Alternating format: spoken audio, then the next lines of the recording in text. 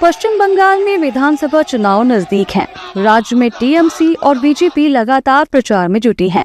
वहीं सीएम ममता बनर्जी अपनी चुनावी रैलियों में एसआईआर को लेकर केंद्र सरकार और चुनाव आयोग पर हमलावर हैं। सीएम ममता बनर्जी ने मंगलवार को बंगाल के नदिया जिले के चकदाहा में एक चुनावी जनसभा को संबोधित किया। इस दौरान उन्होंने आरोप लगाया कि राज्य में एसआईआर के बाद वोटर लिस्ट से मतुआ और अल्पसंख्यक समुदायों के लोगों के नाम हटा दिए गए हैं।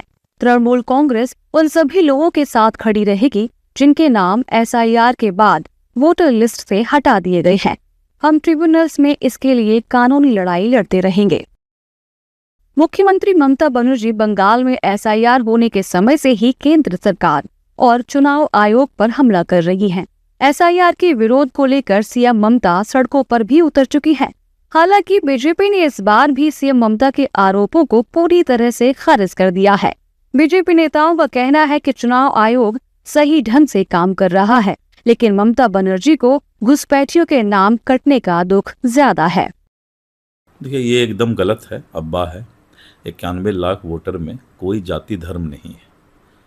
ये चुनाव आयोग ने पारदर्शिता के साथ एसआईआर का और उसके बाद जो है इस तरह की सूची जारी हुई है।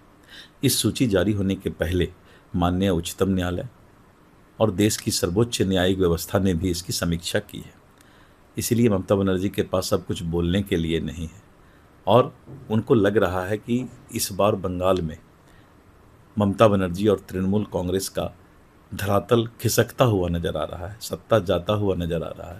देखिए, बंगाल में जो बांग्लादेशी लोग हैं बड़े पैमाने पर अवैध तरीक़ा से वहाँ के सरकार के संरक्षण में प्रवेश कर गए और हमारे देश का अन्न खा रहे हैं।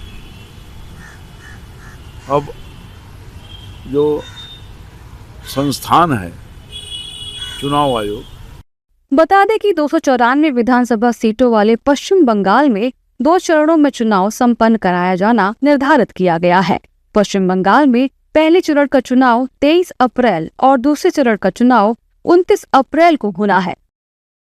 वहीं 4 मई को चुनाव के नतीजों की घोषणा की जाएगी। राज्य में बीजेपी और टीएमसी अपनी अपनी जीत का दावा कर रही हैं, लेकिन बंगाल में सत्ता की कमान किसके हाथों में होगी, ये तो वक्त ही बताएगा।